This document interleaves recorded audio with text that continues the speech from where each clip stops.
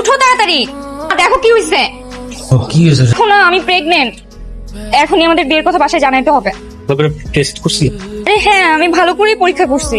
এখন আমি কেমনে কি বলবো বাসায়? দেখো, আমি এত কিছু জানি না, তোমার এখন জানাইতেই হবে।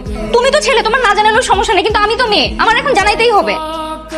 হ্যালো, হ্যালো মা, কেমন আছো? ভালো আছি। কেমন আছিস? আলহামদুলিল্লাহ। আচ্ছা মা শোনো, আমি না তোমাকে একটা খবর জানানোর জন্য ফোন দিয়েছি। তোমরা নানারানী হতে চলেছো আর আমি মা হতে চলেছি। আল্লাহ হাফেজ মা। রাইসা, রাইসা শোন। নাও, আমি যেভাবে জানাইছি তুমিও তোমার বাসায় এভাবে ফোন দিয়ে জানো। আমি যদি আমার বাবারে বলি এই কাহিনী করছেন আমার গুলি করে মেরে ফেলবে। আমি যদি আমার বাসায় জানাতে পারি, তুমি তোমার বাসায় জানাতে পারবে না কেন? হ্যাঁ, আসতে দিলে ঠান্ডা মাথায় পরে বাবার সাথে কথা বলবো। আমি এখন একটু বাজারে যাই, তুমি কিছু খাবার, টক ঝাল মিষ্টি। বাবা নিশ্চয়ই মা বাবাকে সব জানিয়ে দিয়েছে। নাও, তুমি কথা বলো। আমি পারবো না। এই পারবা না তো বিয়ে করছো কেন? না কথা বলো। হ্যালো, আসসালামু আলাইকুম। রাইসা কোথায়? আমার কাছেই আছে। তুমি কি? আমি আপনার হাজবেন্ড, আপনার মেয়ের হাজবেন্ড, আপনার মেয়ের জামাই আমি। আমার মেয়েকে বিয়ে করার সাহস তোমার কি করে হয়? আমি তোমাকে একবার সামনে পাই, হাড়ে হাড়ে বুঝিয়ে দেবো। কেটে দিছে। ফোন কাটছে, তোমার বাবা আমার থ্রেট দিছে। শেষ, আমার আর বাচ্চা কাচ্চার মুখ দেখালো না। তুমি থাকো, আমি তো বাজারে যাই। হ্যালো, এই কই তুমি? আমি তো একটু বাজারে আসছি। আচ্ছা আচ্ছা, বুঝতে পারছি তুমি কোন বাজারে গেছো। তুমি যেখানে আছো সেই বাজারে আমি আসছি। আজকালকার ছেলে মেয়ের সাহস দেখে অবাক লাগে। এরা বাবা মাকে না জানিয়ে বিয়ে করে কিভাবে?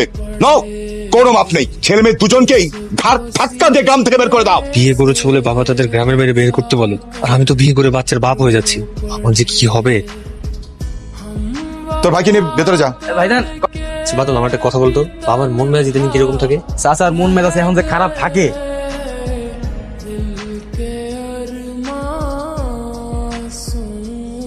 এটা কি লিমনদের বাসা? এটা লিমন ভাইজান গো বাসা। লিমন, এই এদিকে আসো। তুমি এখানে? হ্যাঁ আমি। তুমি যে বাজারে যার নাম নিয়ে উধাও হয়ে গেলে, দেখতে আসলাম। কোন বাজারে গেলে? এই বাজারে আসছো? ভাইজান, মাইয়াটা কেডা? মায়ের একটা মাইয়া, তোর এটা কিছু জানা লাগবে না, তুই ভিতরে যা। ওই মায়ের একটা মায় মানে বলতে পারতেছো না যে আমি তোমার বউ? আপনি কাকারে না করে বিয়ে করছেন? এটা কি হলো?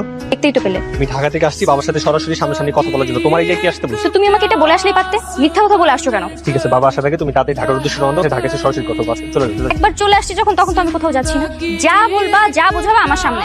আরে তুমি আমার বাবারে চিনো না, বাবা যে পরিমাণ রাগী, প্লিজ বুঝো। তোমার বাবাও আমাকে চিনে না।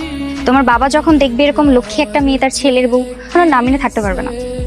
এই যে চাচা মনে হয় আইছে, যাই গেটটা খুলে দিয়ে আসি। যে বসো প্লিজ, যাবো একটু লুকাও। আসো আসো, তুমি ভিতরে যাও, লুকাও। আসো আসো আসো আসো আসো আসো। বাদল, এক গ্লাস পানি দে তো।